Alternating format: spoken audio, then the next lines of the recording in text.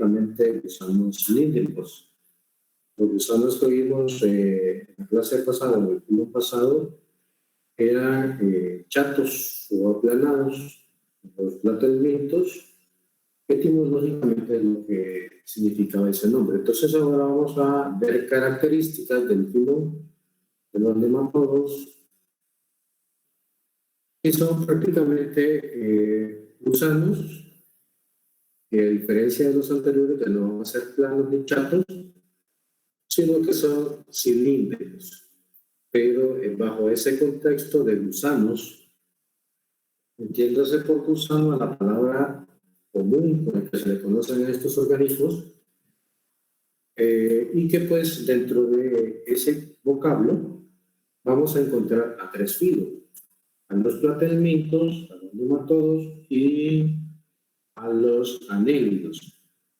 Entre los anélidos y los nematodos vamos a observar muchas similitudes, pero también hay una clara evidencia a nivel estructural que la vamos a poder observar una vez que entremos a la parte de anélidos.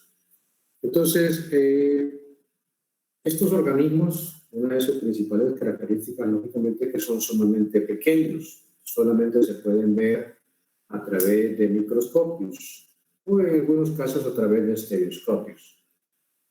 ¿Qué significa la palabra nematodo?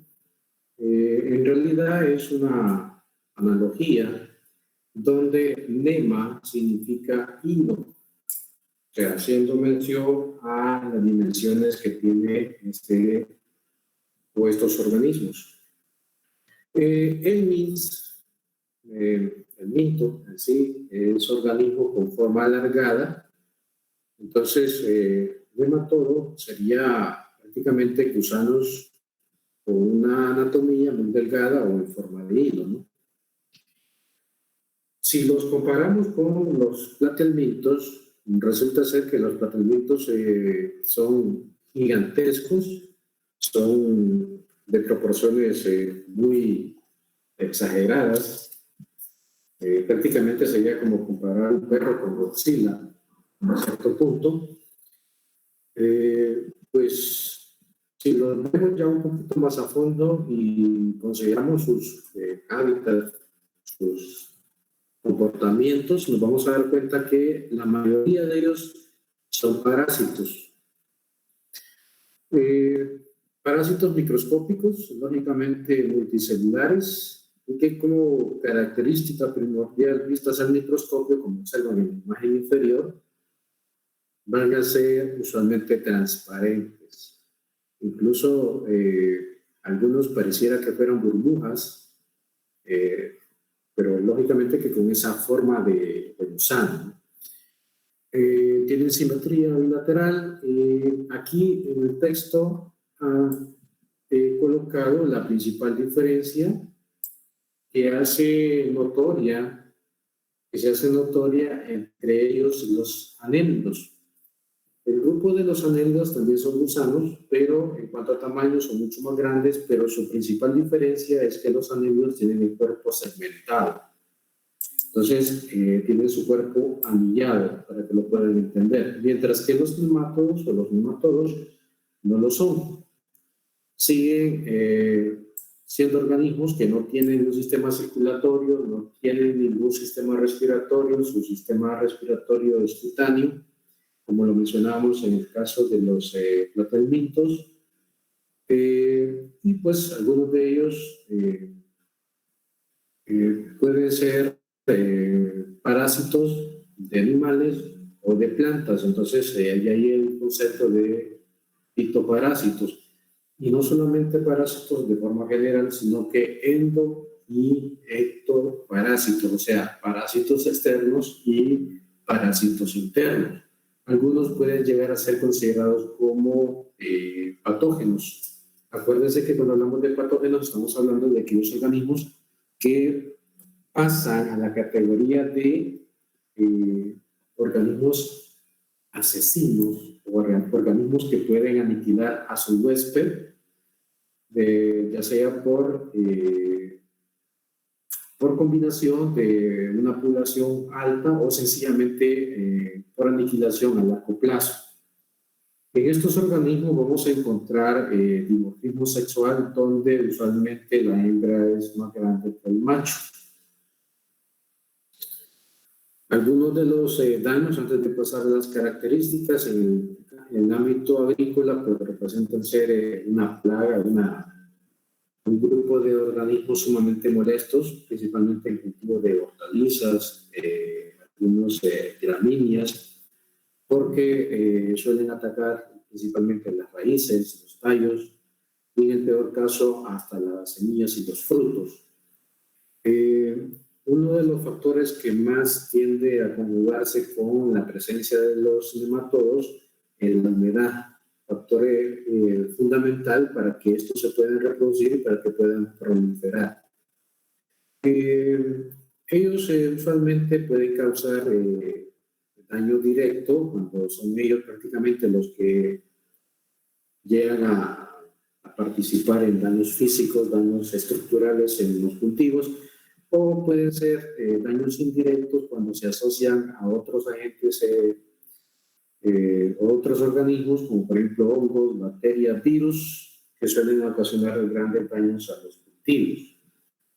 Algunos nemátodos pues son considerados, han sido utilizados también como control biológico, o incluso otros organismos han sido también utilizados para controlarlos a ellos. Entonces, existe esa variable dentro de lo que se conoce hoy como biotecnología.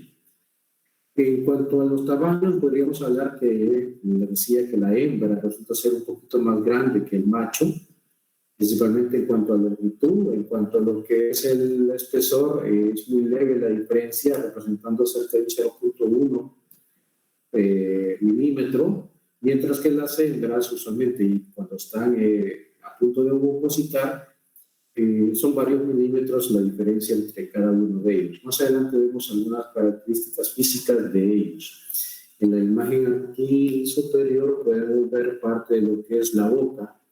Estos organismos ya comienzan a presentar una región anterior que se les conoce como protostomios, una especie de labios.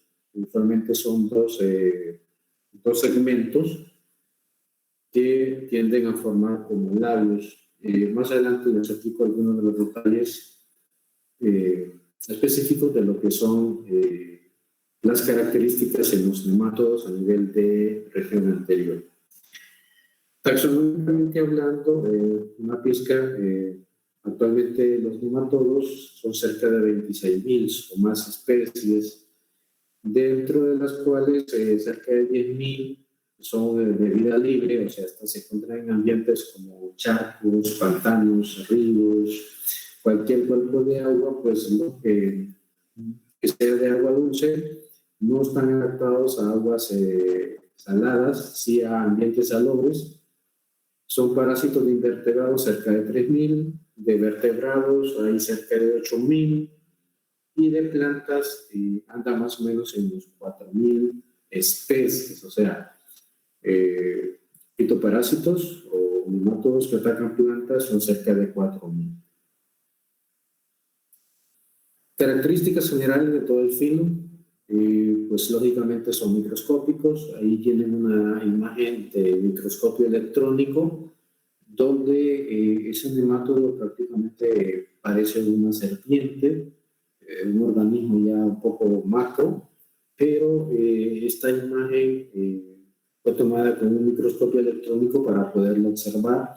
Ahí podemos apreciar cómo va penetrando los tejidos de un vegetal para poder apropiarse principalmente de los tejidos corporales de la planta. Pues lógicamente son multicelulares o pluricelulares, son semitransparentes, o sea que si ustedes encuentran imágenes de un nemátodo que tiene una tonalidad así como que naranja, amarillenta, ya es prácticamente un colorante, una tinción, una preparación microscópica que se le ha dado a ese tejido. tienen simetría bilateral, que es algo que ustedes ya manejan. Usualmente tienden ya a presentar ciertos sistemas, como por ejemplo el sistema digestivo, un poco ya de lo que es el sistema reproductivo, comienzan a desarrollar un ganglio nervioso, como se nos explicaba en el caso de los platelmintos, ubicados en la región posterior a la región cefálica, que funciona como un centro de coordinación, principalmente de movimiento. Como dije anteriormente, no tienen un verdadero sistema respiratorio, tienen respiración cutánea.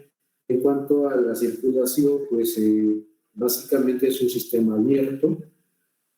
En cuanto al sistema excretorio, todavía está bastante por desarrollar. Ellos lo que utilizan son protonefilios. En la clase pasada mencionamos eso de los protonefilios, que son usualmente estructuras que dieron origen a los riñones y que son cúmulos de células flamígeras, células que tienen forma de llamas y que hacen posible la eliminación de algunos desechos metabólicos, específicamente por intercambio de membrana.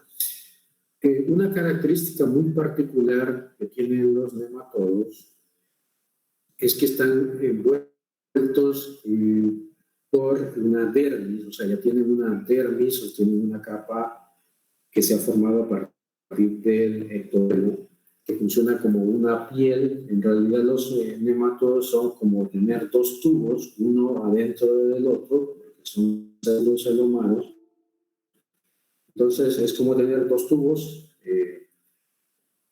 formando un organismo, y la dermis se forma del tubo externo y ese dermis forma una cutícula, al igual que lo que miramos en botánica el año pasado, una capa muy delgada que está de forma externa y que esa cutícula usualmente se muda.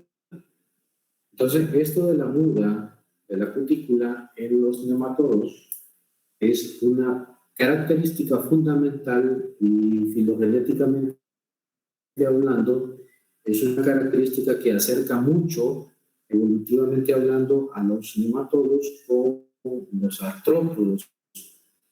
¿Quiénes son los artrópodos? Un grupo de, por ejemplo, los insectos, los crustáceos. Estos organismos que tienen la facultad también de poder mudar su exoesqueleto. Entonces, evolutivamente estos están muy emparentados con los artrópodos. Hablando del ciclo biológico de los nematodos, vamos a encontrar el ciclo directo y el ciclo indirecto. Creo que son dos términos que están un poco familiarizados ustedes.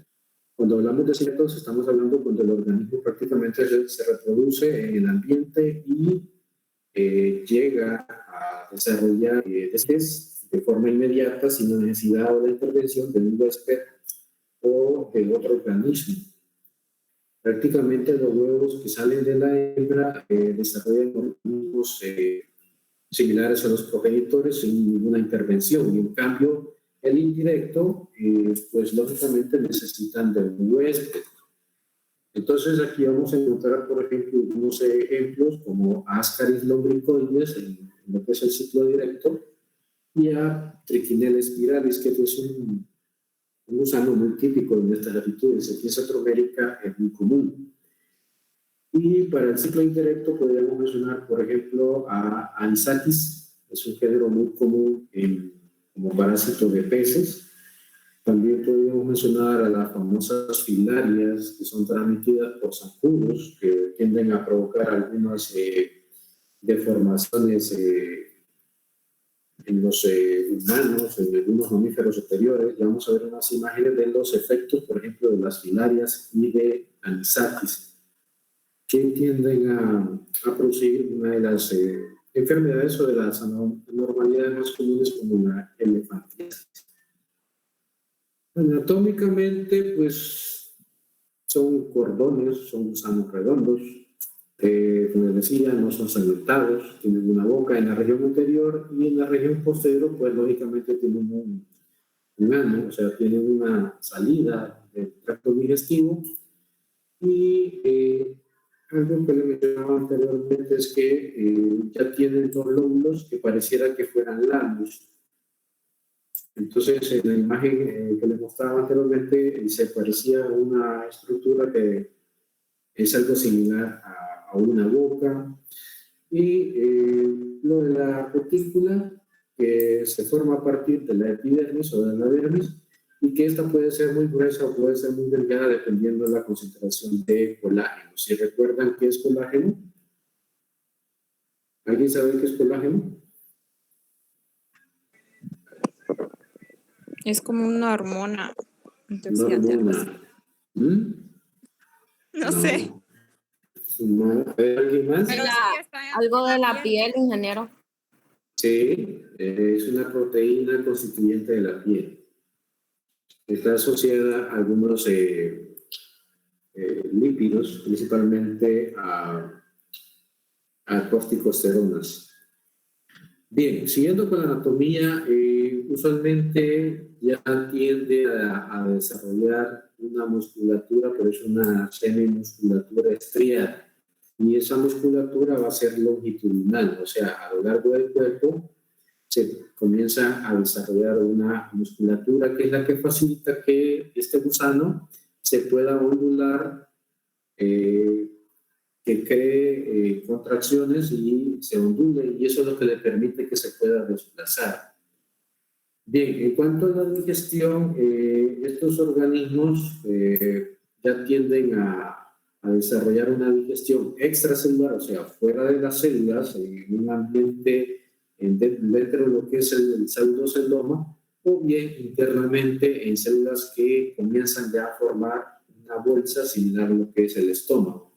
Entonces, a medida que vamos avanzando, vamos a ir viendo cómo algunos organismos ya comienzan a formar su tracto digestivo, comienzan a formar un estómago. Y cuando hablamos de digestiones extracelulares, estamos hablando de todo lo que se da fuera de la célula. Y intracelular ya comienza a acercarse a organismos más evolucionados con una alta eficiencia energética en la obtención de derivados de lo que se consume. Dígame. ¿A qué se refiere cuando dice ahí estriada? Estriado es una categoría, acuérdese que el tejido muscular, uno de los tejidos más comunes es el tejido muscular estriado, que es un músculo cuyos sarcómeros, unidades musculares, no están sólidas, sino que están divididos por como surcos. Y a esos surcos se les llama estrías. Las famosas estrías que se forman en los músculos son surcos, son segmentos, son separaciones entre las unidades musculares. Entonces, este músculo no es sólido, sino que es como segmentado, como separado por esos surcos, y por eso se llama estriado. Ok, gracias. Ok. Bien, en cuanto a lo que es el sistema nervioso, les decía que ya presentan dos ganglios. Uno, bueno, creo que se puede explicar un poquito mejor en la siguiente imagen. Bueno, esto es para mostrarles que los famosos gusanos redondos o nemátodos ya comienzan a tener, miren, dientes. Ya comienzan a desarrollar dientes y incluso algunos como especies de labios. Entonces, este tipo de organismo ya comienza a formar una boca similar a la que podemos apreciar ya incluso en artrópodos o incluso en moluscos, o no digamos ya en vertebrados. Entonces, son organismos ya con una región interior un poco más similar a organismos más desarrollados. Ahora bien, bueno, ¿dónde está mejor esta imagen? Resulta que los nemátodos o los nematodos están compuestos, como les dije, por dos tubos. Es como tener una manguera más pequeña en el interior de una manguera un poco más gruesa, o como tener dos tamaños de alcantarillas una sobre otra.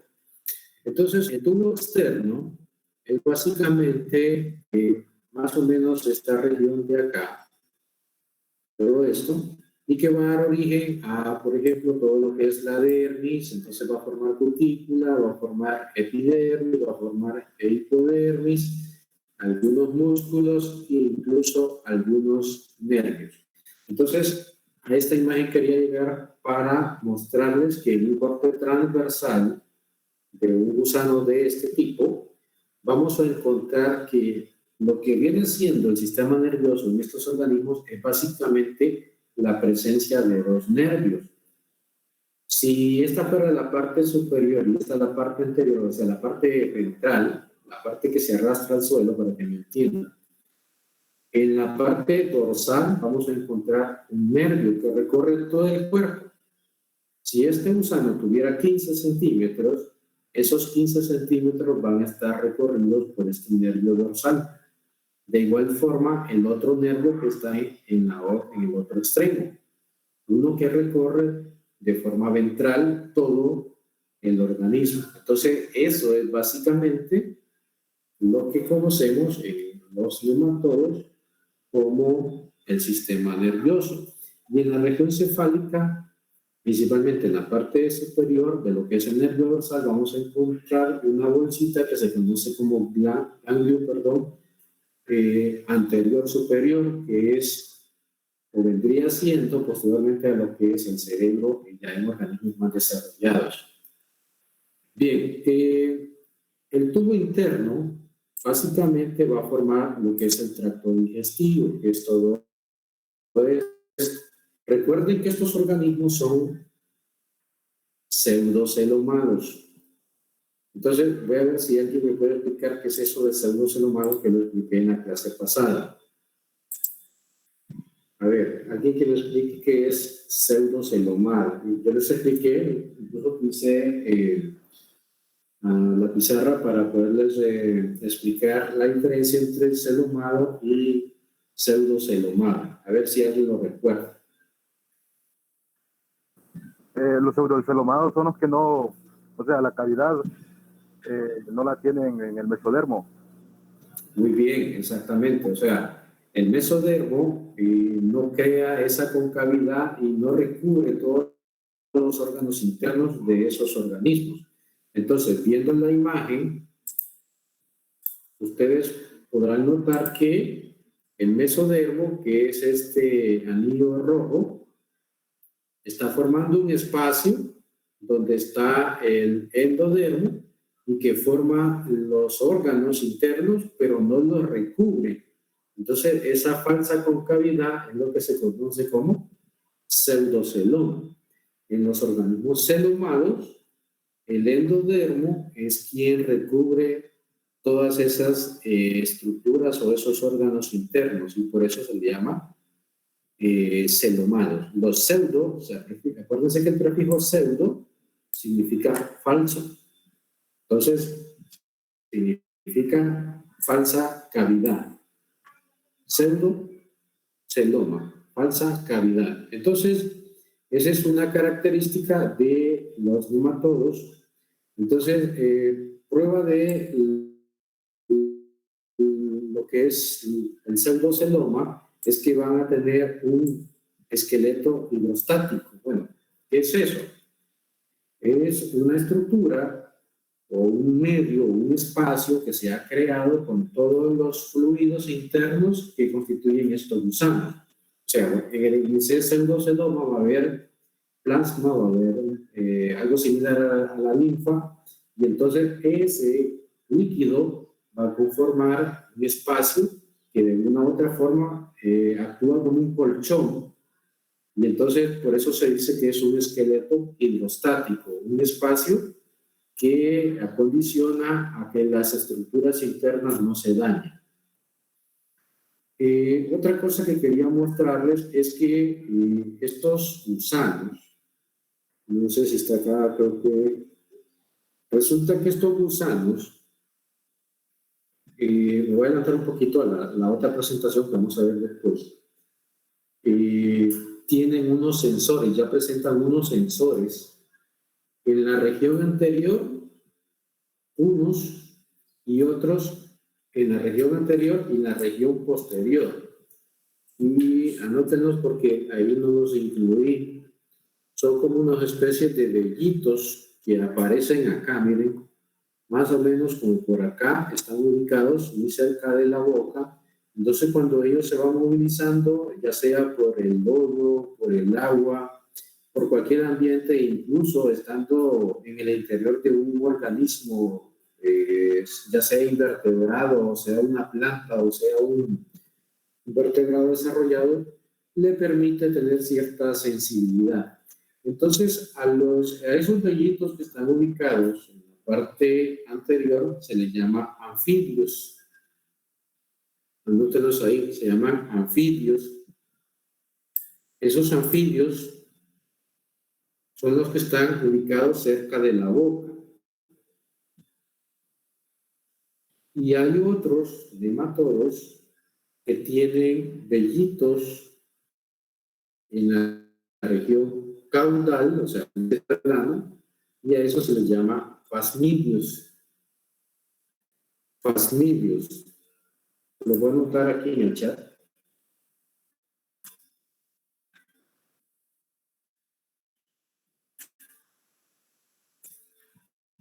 Los anfibios son los que están en la región anterior, los que están cerca de la boca, y los plasmidios los que están en la región caudal. Entonces, taxonómicamente, la presencia de ellos en ambos extremos determina un grupo. Y los que solo tienen en un extremo, entonces, son considerados como de otro grupo taxonómico. Dentro del filo solamente hay dos clases que la vamos a ver en la siguiente semana. Y la presencia de los anfibios y de los plasmidios es una característica taxonómica para poderlos clasificar. Bueno, les decía que dentro de esas características del grupo está que es un dimorfismo sexual. O sea, que se puede diferenciar muy bien la hembra del macho. En esta imagen que tenemos acá, de acuerdo a lo que les acabo de mencionar, ¿cuál sería la hembra? ¿La de azul o la que está como en rosado? Rosado. Muy bien, la que está en rosado, porque es usualmente la más grande y tiene en la región caudal como un pelito, ¿sí? Su cuerpo termina como en un filamento. En cambio, el macho tiene esa curvatura con unas estructuras que se le llama estiletes o espículas. Estiletes o espículas. De hecho, que se utiliza más el término espículas, que funciona como una estructura para retener a la hembra durante la cópula. Estos organismos tienen fecundación interna. Entonces, durante la cópula, el macho utiliza las espículas para poder retener a la hembra. En la imagen que está acá, la de que está abajo, es la hembra, y la que está ahí formando como un 6, ahí horizontal, sería la hembra. En cuanto a la locomoción, les decía que estos organismos hacen una ondulación, como la silueta que se está representando en la imagen superior, ondulan su cuerpo para poderse mover. Y en esta imagen se puede apreciar un poco como que si fueran formados por placas su cuerpo a nivel de la cutícula. Aquí podemos apreciar un estilete, pero este estilete no está ubicado en la región caudal, no es para la reproducción, sino que es una estructura formada por sílice, a modo de clavo, como si fuera una estructura para perforar. De hecho, para eso lo utilizan, está ubicada muy cerca de la boca, y la utilizan jóvenes para poder perforar tejidos. Usualmente estos son fitoparásitos, o sea, parásitos de vegetales, aunque también se pueden apreciar en algunos parásitos de animales. Entonces, pero es una herramienta que pueden desarrollar estos gusanos para poder perforar los tejidos y poder incluso poder atravesar tejidos que son un poco más, más sólidos. ¿De qué se alimentan? Resulta que los benditos nematodos pueden ser omnívoros, pueden ser saprófitos, donde la materia orgánica juega un papel fundamental. Por eso a veces se les confiere el término de carroñeros, porque se pueden alimentar de heces, de cualquier materia en descomposición. Incluso, pues algunos tienen predilección por los tejidos internos de algunos insectos, de algunos moluscos. Es que los nematodos son un grupo muy especial, jóvenes, donde ellos pueden ser parásitos de casi cualquier organismo que tenga plasma o que tenga tejidos que los puedan sostener, que les puedan dar un sustento. Por su alimentación y su modo de vida, o sea, en su ámbito, algunos se les considera como de vida libre y pues vamos a encontrarlos en ambientes terrestres e incluso en algunas colindancias, lo que se conoce como marismas, o en combinaciones de agua dulce, agua salada o aguas salobres, o específicamente en lagunas, lagos, ríos. Dentro del concepto de parásito vamos a encontrar la definición de depredadores o zooparásitos. Depredadores cuando algunos de ellos llegan a ser considerados como patógenos que pueden matar a su huésped. Y dentro del concepto de fitoparásitos, aquellos que suelen ocasionar molestias en vegetales pueden ser exteriores o internos. En este caso lo están apreciando una raíz que ha sido alterada su anatomía, producto de la alta acumulación de nematodos en vasculares que ocasionan las obstrucciones de los tejidos de xilema y floema. Entonces se crean esa acumulación, como lo que mirábamos en la clase pasada de botánica, incluso sistemática, de las famosas agallas y los nódulos. Entonces, eso se produce por la aglomeración de estos parásitos a nivel de xilema y de floema. Imagínense de qué diámetros estamos hablando cuando relacionar la obstrucción de haces vasculares. Bueno, esto ya es una repetición específicamente para animales. Y en cuanto a lo de los fitoparásitos, igual cuando son externos o cuando son internos. En cuanto a lo del sistema nervioso, yo se les comentaba que tienen dos nervios, uno dorsal y uno ventral. Miren, aquí aparecen los anfibios y aparece, bueno, pero no aparecen tal vez en una imagen posterior aparecen los flamídeos, perdón.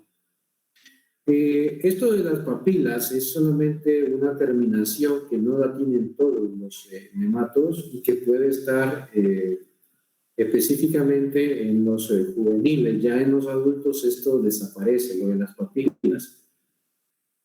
Este solamente es un diagrama para representar lo que sería la boca, algo de lo que les mostré en las imágenes anteriores. El sistema excretor le mencionaba que pues aún es bastante subdesarrollado, todavía no ha completado la capacidad de tener órganos excretores fundamentales como los riñones. Sencillamente excretan a partir de protonefrios y estos están ubicados usualmente cerca de lo que son, lo que es el testículo, porque resulta que los machos, la mayoría de ellos no tienen dos testículos, sino que solo tienen uno. Entonces, lo que vendrían siendo los protonefrios están en el costado superior de lo que es el testículo. Lógicamente que este está conectado hacia lo que es el ano, específicamente una concavidad que se llama cloaca. En organismos inferiores existe una concavidad que termina, o sea, donde termina el ano y termina también los oviductos, donde se depositan los gametos, y a esa concavidad se le llama cloaca. Entonces, de repente nosotros ese concepto lo manejamos más para otro tipo de estructura, pero en zoología se utiliza mucho el concepto de cloaca para una concavidad, una cámara donde converge los desechos y los gametos para la reproducción. En esta imagen podemos apreciar, miren, lo que les decía del ganglio nervioso. Ahí está ubicado en la región posterior a lo que es la boca. Podemos apreciar la faringe, que es una de las zonas musculares más desarrolladas en este tipo de organismo, formando como una especie de corazón. Básicamente todo eso que se ve como rojo ahí es prácticamente un tejido muscular estriado que faculta el paso del alimento hacia lo que vendría siendo el conducto digestivo. En este diagrama se habla de un intestino, pero en realidad que es solamente un tubo, no es una concavidad que termina en el ano. Ahora bien, con respecto a la reproducción, ya les he mencionado pues, que la hembra es más grande, que el macho es más pequeño, que el macho tiene unas estructuras que se llaman espículas. Aquí están, ahí se puede apreciar las espículas.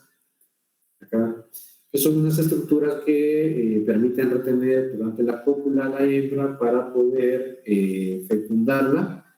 La hembra tiene una invaginación, que se le conoce como vulva. Entonces aquí es donde el macho deposita el esperma. La hembra tiene lo que es una concavidad muy similar a un útero, no es un útero verdadero, pero se le conoce como útero, donde en la parte terminal vamos a encontrar los ovarios, que es donde se van a estar formando los óvulos. Los óvulos, como pueden apreciar, se van liberando de forma gradual. Una hembra puede, dependiendo de las condiciones favorables o desfavorables, puede producir hasta 300 huevecillos, dependiendo del género, lógicamente. Entonces, imagínense qué cantidad de organismos puede producir una sola hembra.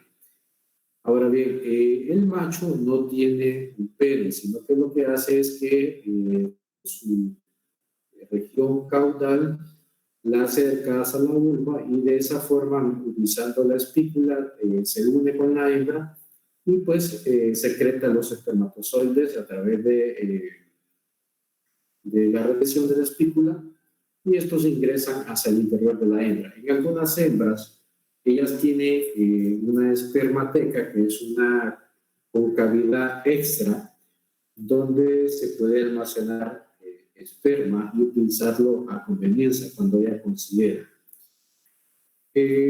Aquí coloqué otro dato que es fundamental y interesante de recordar, que en algunos nematodos de plantas que están asociados a plantas se puede apreciar la partenogénesis. No sé si se acuerdan qué es eso.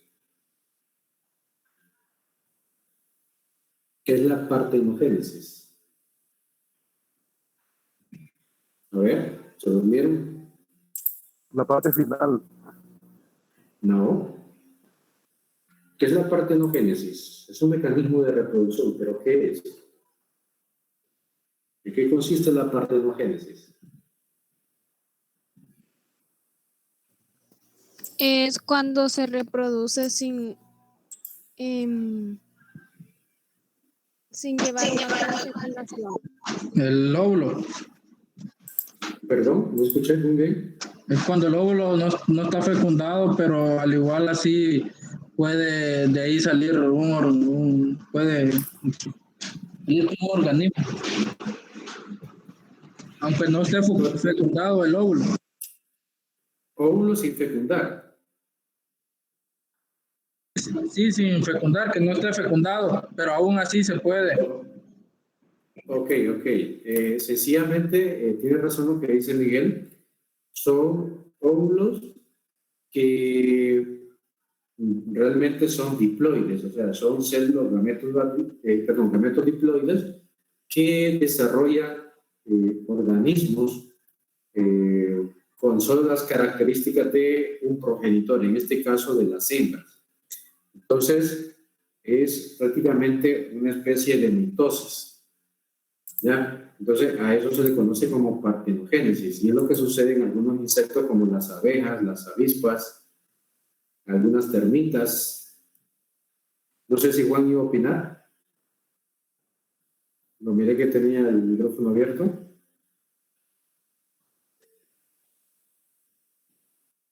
Ok.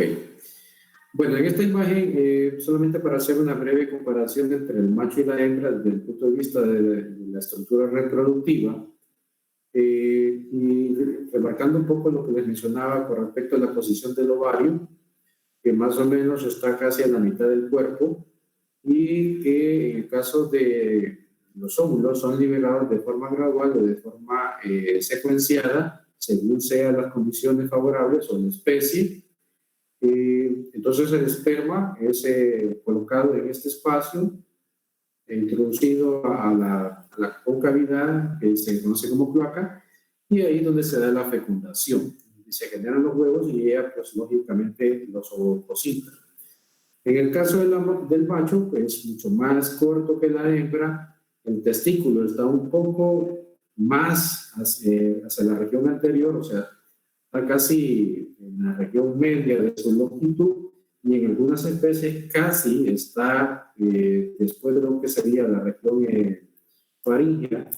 Entonces está un poquito más acá el testículo, y los espermatozoides viajan a través de un espermatoducto o de un conducto espermático hacia lo que vendría siendo la cloaca, donde va a ser depositada en la cloaca de la hembra o en la vulva de la hembra durante la cópula.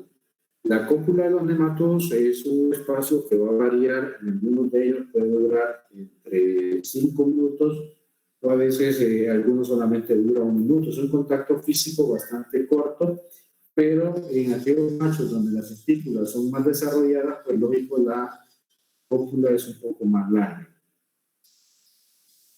Aquí tenemos otra imagen de un macho, donde, bueno, no se ve muy bien la testícula. Otro detalle que aquí sí aparece es que a la región terminal, no a las espículas del macho, sino a la región terminal del macho se le conoce como bursa.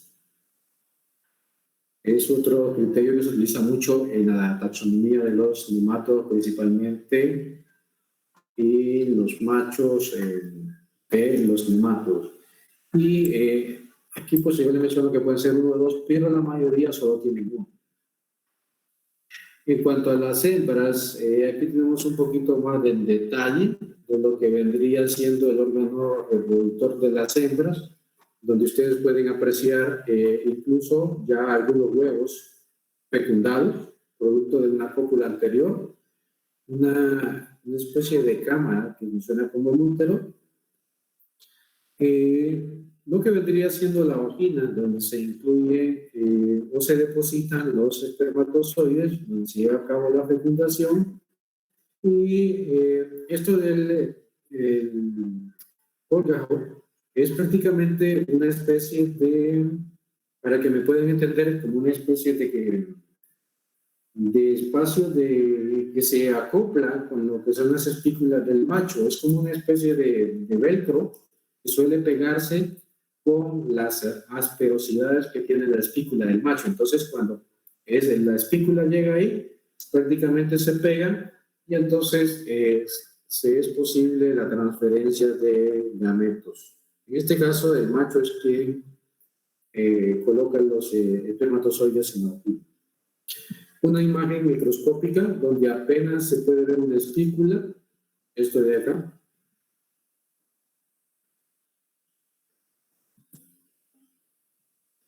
Y otra donde claramente podemos ver una espícula en un microscopio electrónico. Parece una lengua, pero es una estructura que le permite al macho poder retener a la hembra. Y aquí tenemos una imagen de lo que vendría siendo la vulva en una hembra del hemato.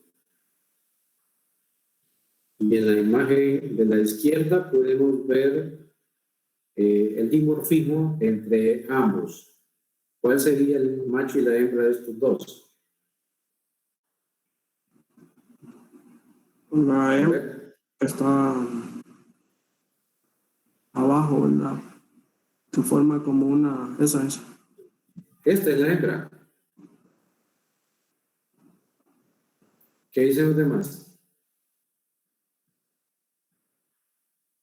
Parece que sí. A veces se le mira como un testículo abajo. Sí, el que está abajo es el macho, este de acá. Ajá. Aquí está el espículo. Y la otra es la hembra. Ok. Ahora veamos algunas de las infecciones, algunas de las daños a nivel de animales, humanos, que se suelen dar por la infección de estos gusanos cilíndricos, como la estrongiliasis, la anquilostomiasis, la ascariasis y la elefantiasis. Todas de ellas productos de la infección, de la parasitosis de estos gusanos. En el caso de la estrongiliosis es uno de los casos donde estos gusanos pueden llegar a infectar incluso el corazón, los pulmones, el páncreas, el hígado, mientras que la anquilostomiasis es un fenómeno bastante común en algunas regiones de África, donde la gente toma agua de algunas quebradas contaminadas, de algunos lagos sucios. Entonces, los huevecillos de estos gusanos son absorbidos por la gente porque toman agua, pues, lógicamente sucia, y ese gusano emigra específicamente a las extremidades inferiores, o sea, a los pies. Si son un poco curiosos, busquen videos de esto, busquen imágenes donde podrán ver imágenes de personas que se sacan estos gusanitos enrollados con unos palitos, gusanos que llegan a alcanzar hasta 60 centímetros de largo.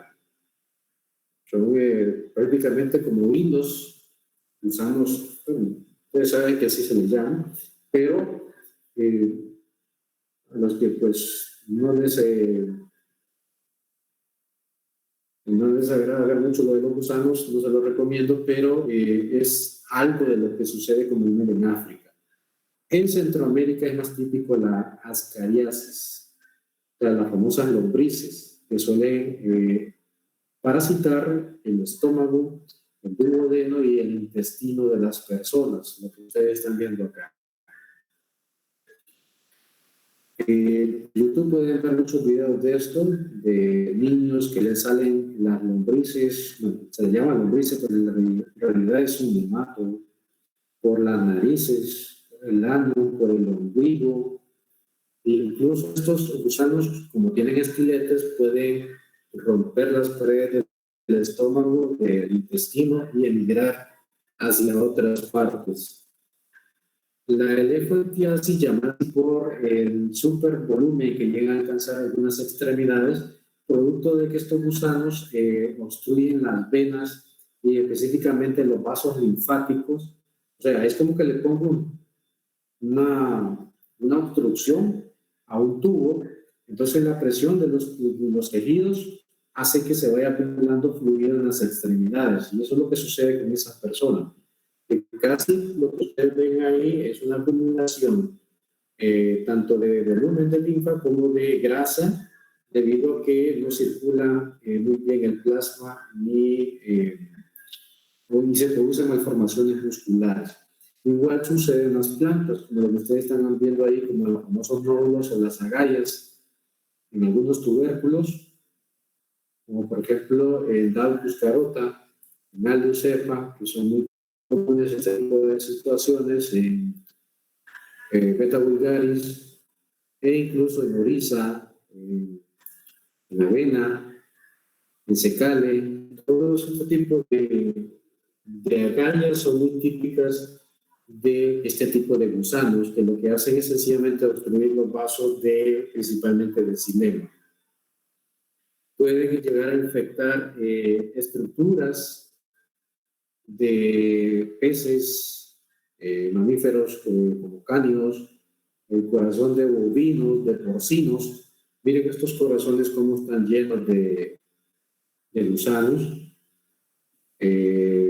incluso pulmones, páncreas, hígado, como les decía, y vistos a simple vista parecen hilo, pero ya en etapa adulta, porque en etapa más temprana casi ni se ven, principalmente cuando están en los primeros estadios de su ciclo de vida.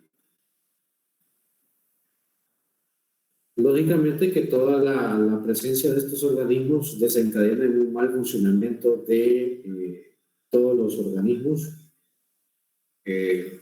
sin distingo del grado evolutivo. Bien, los escucho.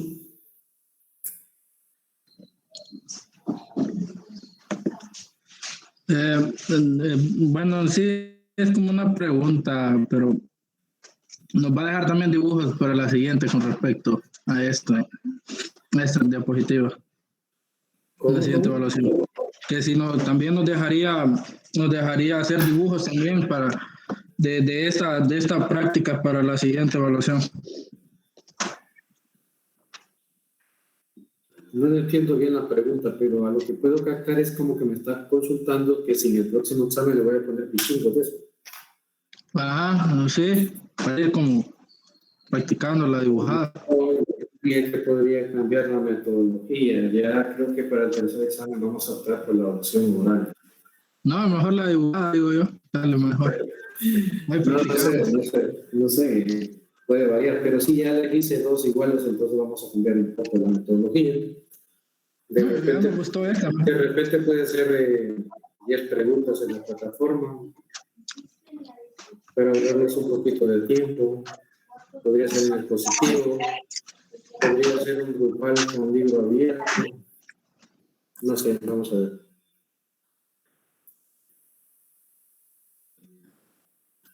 Ajá, preguntas de la presentación que les acabo de hacer.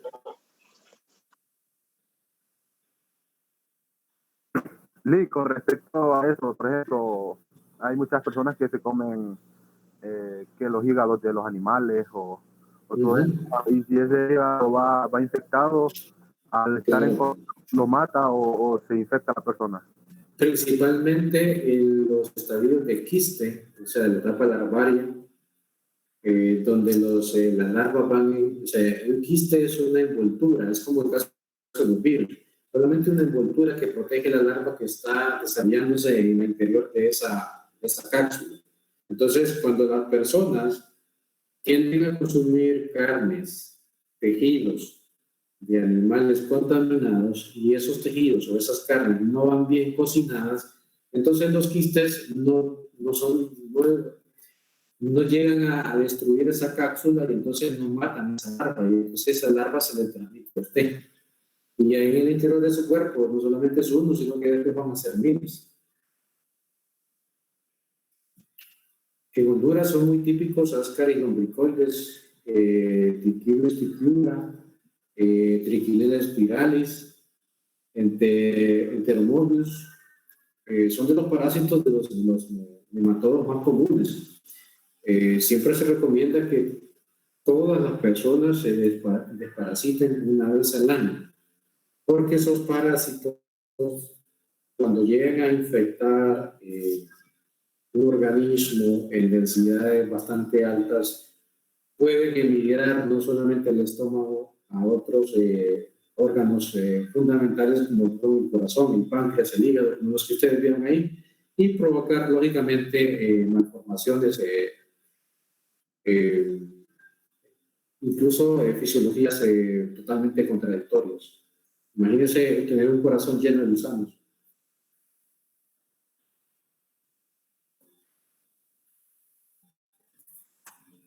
Y pues lo que implica estar manteniendo todo ese montón de gusanos, ¿no? De ahí viene el término de tener todo un batallón de culichas, un montón de parásitos en tu estómago. Preguntas.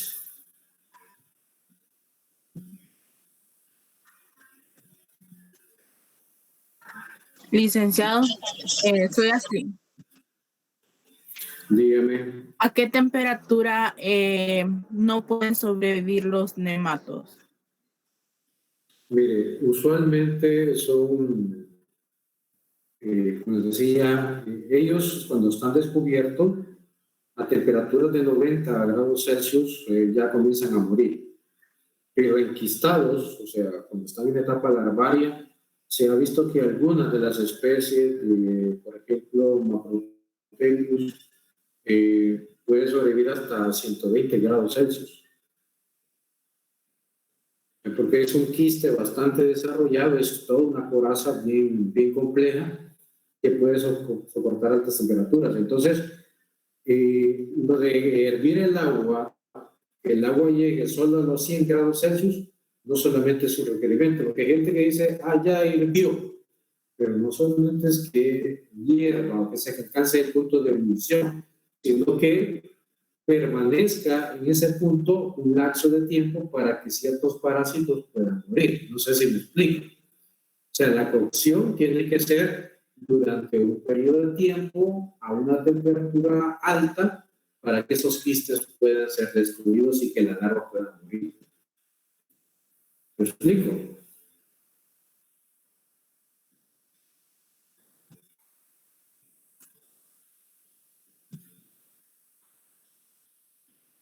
Jóvenes, ¿me escuchan? Pues ya se fueron, solo dejaron una. Y bajo cero no pueden morir, va. Se inactivan. Solo se inactivan. ¿No? Sí, entran en stand-by.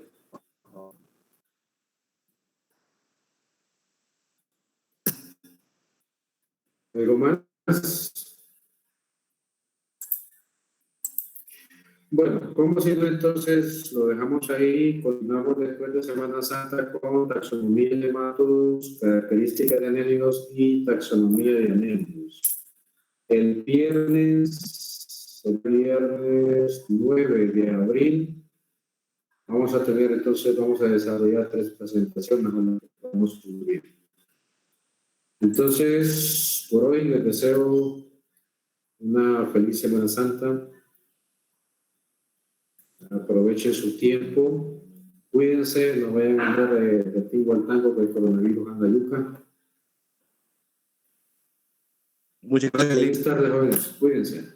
Se quedan entonces los que quieren saber su nota, la nota que no saben.